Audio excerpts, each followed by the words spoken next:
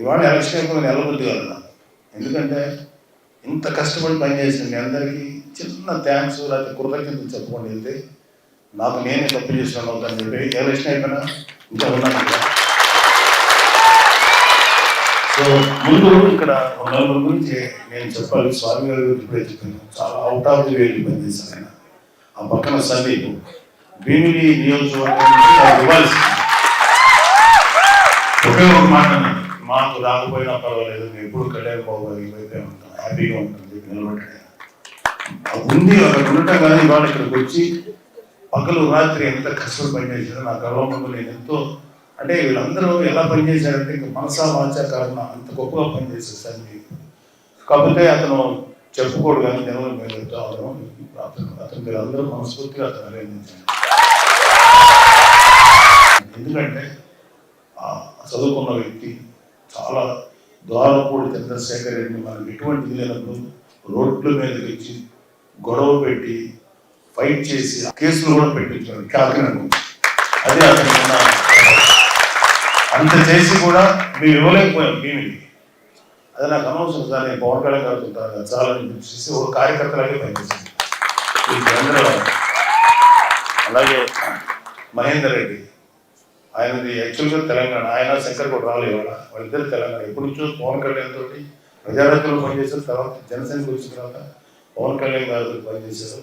అలాగే మన ఇక్కడ రాలేదు వాళ్ళ శంకర్ కూడా, ఆయన వీళ్ళు పగలు రాత్రి అంటే ఎంత స్ట్రెస్ తీసుకున్నారో నాకు తెలుసు, ఎలాంటి వ్యక్తులతో డీల్ చేశారో నాకు తెలుసు.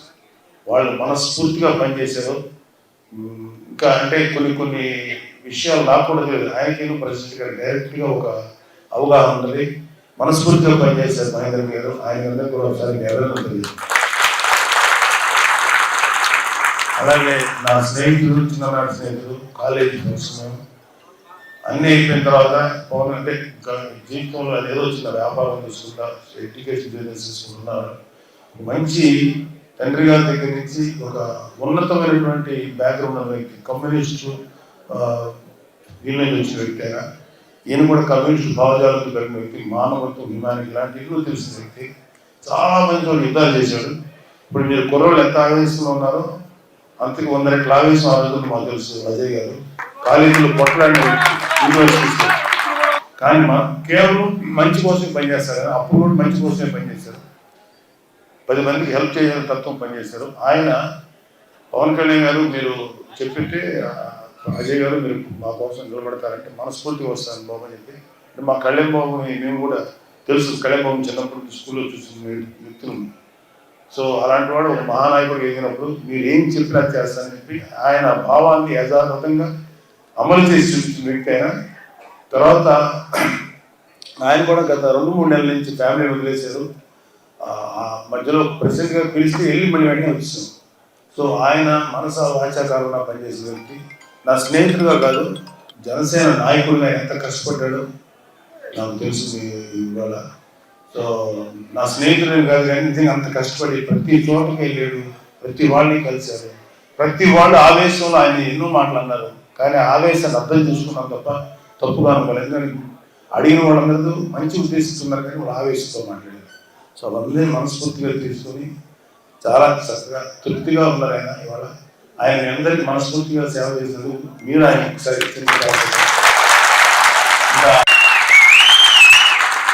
మా మర్రెడ్డి శ్రీనివాసరావు గారు ప్రజారాజ్యం మాతో ఉన్నారు.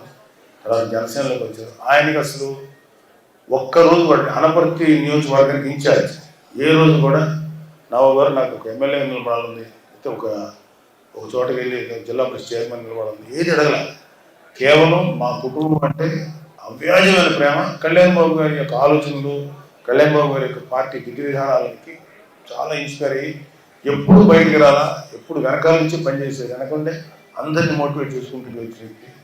ఎటువంటి స్వార్థం లేకుండా పనిచేశారు. ఈ రోజు కూడా ఏ స్వార్థంతో పనిచేయట్లేదు, హ్యాపీగా పనిచేసాం. మన వాళ్ళందరినీ చక్కగా కూడగొట్టుకున్నాం, చక్కగా వాళ్ళందరూ సహకారం తీసుకొని పని చేయించాం అని మాట్లాడే వ్యక్తి. అన్ని విధాలుగా ఇంకా ఆయన చేసిన పని ఎట్లా ఉంటుందంటే, ఒక 10 తలలు ఉంటే ఎట్లా ఉంటుందో ఒక మనిషికి అంత పనులు, అంత మల్టీ టాస్కింగ్ పనులు ఎన్నో కష్టపడి చేశారు.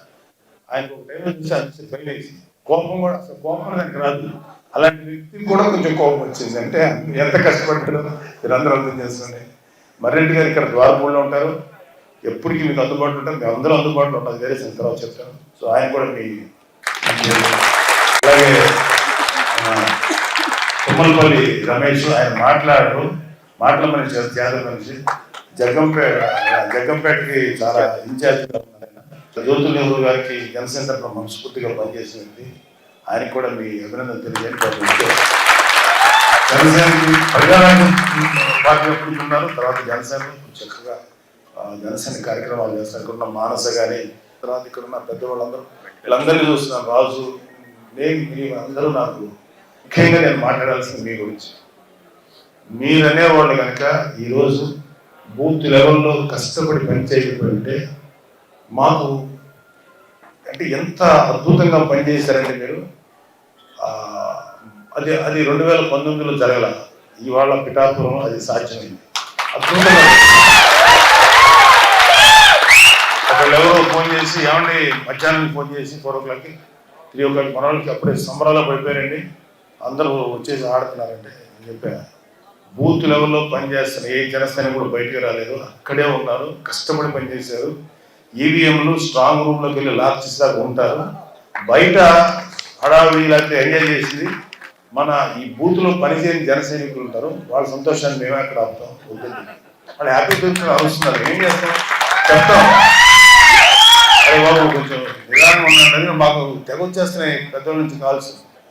ఒక పెద్ద డిపార్ట్మెంట్ నుంచి ఫోన్ చేశారు ఆయన, సార్ మేము కుర్రోళ్ళు కండువా వేసుకున్నారు సార్. నేను అనుకున్నాను తెల్లక, మాకు జనసేన కండువా ఉంటుంది తెల్లగా, అది అనుకుని ఎవరో కండువాలు వేసుకోవద్దు. తర్వాత వచ్చి మన వాళ్ళు ఏమన్నారంటే కండువాలు తీసేయమంటే మీరు ఫ్యాన్ తీసేయండి అన్నారు వీళ్ళు.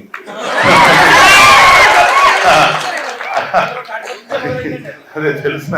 అయితే కండువాలు తీసేయమంటే తర్వాత చెప్పాను, ఆయన ఏ కండువ వేస్తున్నారని.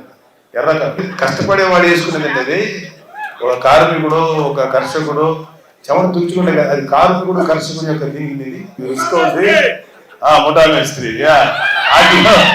అది అందరూ వాడేదండి. అదే అతన్ని కాబట్టి అది వేసుకున్న వాళ్ళు మీరు టచ్ చేయకండి బాబు, వాళ్ళు అన్నారు. వాళ్ళు కండువ వేసుకుంటే టచ్ చేయకండి. అది కాకుండా వాళ్ళు ఏదైనా స్లోగన్స్ ఇచ్చారు, ఇంకోటి అంటే మీరు వాళ్ళు చెప్పచ్చు, లేదా మీరు ఏం చేసుకోవచ్చు. కండువ వేసుకున్న దానికి మాత్రం అరెస్ట్ చేయండి, అది ఎటువంటి చర్య తీసుకోకండి సార్, మీకు అది నెగిటివ్ అవుతుంది, అది తప్పు కాదు, అదే జనరల్ కామన్ నాకు సింబల్ అని చెప్పి చెప్పడం జరిగింది. తర్వాత మీరందరూ ఎంత ఎండలో పని చేశారంటే, నేను సాయంత్రం ఒక 3-4 బూతులు తిరిగాను. అది తిరిగినప్పుడు అసలు నాకు లోపల హీటు చూశాను. 2-3 బూత్స్లో లోపల మన కుంపట్లో కూర్చున్నట్టుంది. అక్కడ కూడా మీరు కూర్చొని పనిచేశారంటే, అక్కడ మిమ్మల్ని నిలబెట్టింది పవన్ కళ్యాణ్ గారికి, మీకు పవన్ కళ్యాణ్ గారి మీద ఉన్నటువంటి ప్రేమ లేకపోతే ఆ పని చేయలేదు. అంత అద్భుతంగా మీరు అందరూ పనిచేశారు, చాలా అద్భుతంగా పనిచేశారు. నేను అలాగే ఓటర్స్ దాదాపు 88-90% ఆఫ్ ద ఓటర్స్ ఓట్లు వేసారు. ఇవాళ ఆ ఓట్లు వేసిన వాళ్ళు గంటలు లైన్లో నిలబడితే వాళ్ళని నిజంగా మీరు అందరూ కూడా వాళ్ళు అభినందించారు. నాకు తెలిసి వాళ్ళందరూ 75%, 80% జనసేన చేస్తుంటారు, నమ్మకంతో ఉన్నాను. బట్ ఎవరికైనా కాబట్టి వాళ్ళు అంత ఎండలో వచ్చి ఓటు హక్కు వినియోగించుకోవడం నిజంగా పిఠాపురంలో ఒక రాజకీయ చైతన్యం అంత అద్భుతంగా అనిపించింది. మనకి ప్రత్యర్థిగా పనిచేసిన వంగాగీత గారు, ఆవిడని కూడా దయచేసి ఎక్కడ పబ్లిక్ స్టేజ్ విమర్శించాను. ఎందుకంటే ఎందుకు చెప్తానంటే, ఆవిడ ఎంత సర్వీస్ చేసిందో లేదో నాకు అనవసరం, యాజ్ ఎంపీగా ఎమ్మెల్యే. కానీ బేసికల్గా చాలా సాఫ్ట్ మెంటాలిటీ. కాకపోతే ఆవిడ ఎటువైపు ఉందంటే చెడు వైపు నిలబడింది. చెడు వైపు నిలబడటం వల్ల మంచి వాళ్ళు కూడా చెడు అయిపోతారు. లైక్ దుర్యోధనుడు పక్కన ఉన్న భీష్ముడు, కర్ణుడు, లేకపోతే ద్రోణాచార్యులు అంటే వాళ్ళు ఎంత గొప్పడైనా చెడు వైపు ఉన్నారు. అదేవిధంగా మంచి వైపు నార్మల్ వ్యక్తి ఉన్నా అద్భుతంగా ఉంటాడు. కాబట్టి అందువల్ల ఆవిడకి ఏదన్నా అనొచ్చు తప్ప విమర్శించే కానీ ఆవిడ ఎప్పుడు అనకండి. ఎందుకంటే ఆవిడ మన ఆడపడుచులాగా ఆవిడ గౌరవం కల్చర్ మన వాళ్ళకండి.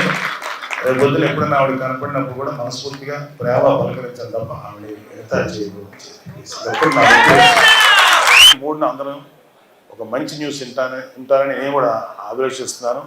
కూటమి రాబోతున్న అన్ని చోట్ల రిపోర్ట్లు వస్తున్నాయి. బట్ మనం ఆ రోజు ప్రాక్టికల్ చూద్దాం. అప్పుడు దాకా మీ ఆవేశాన్ని అది ప్రస్తుతానికి మీ కుటుంబాలతో చక్కగా గడపండి. మీరు అందరూ కూడా ఎంతో కొంత దూరం అయి ఉంటారు మీ కుటుంబాలు మాలాగే. అందరితో సంతోషంగా గడపండి. ఎవ్వరు కూడా కులాలు మతాల గురించి కాదు. మా పవన్ కళ్యాణ్ అన్నారు, అది పవన్ కళ్యాణ్ గారు సార్. అందరి వాడు పవన్ కళ్యాణ్ నిజాయితీ నిలబడతాడు అందరి కోసం. అంటే అవడానికి 10 సంవత్సరాలు వాళ్ళు ఎలా ఉంటారంటే వైసీపీ కానీ కొంతమంది వీళ్ళు ఇతను అర్జెంటుగా ఒక కులానికి ఒక మతానికి పెట్టేస్తే ఇతను అక్కడే ఉండిపోతారు ఎదగడం. వాళ్ళందరి మాటలను బొమ్మ చేస్తా గత 10 సంవత్సరాల నుంచి ఎన్నో మాటలు పడతా అందరికీ నేను అందరి కోసం పనిచేసే వ్యక్తి నేను ప్రూవ్ చేసుకోవడానికి ఇంతకాలం బట్టి అందరి మనుషులు అంటగా బిల్డప్ ఇచ్చేవాళ్ళు వైసీపీ వాళ్ళు. దయచేసి నమ్మకండి. వాళ్ళకి అసలు ఎవరి మీద ప్రేమ లేదు. వాళ్ళు ఆఖరికి మిగతా కమ్యూనిటీస్ని మిగతా మతాలు పక్కన పెట్టండి. ముస్లిమ్స్ మీద ప్రేమ లేదు, క్రిస్టియన్స్ మీద ప్రేమ లేదు, ఎస్సీస్ మీద ప్రేమ లేదు, ఆఖరికి వాళ్ళ అమ్మ మీద చెల్లి మీద కూడా ప్రేమ లేదు. అమ్మని చెల్లిని కూడా ప్రేమించలేనోడు అతనికి నేను ఈ మూడే అతను భయంకరంగా చాలా మామూలు మనిషి.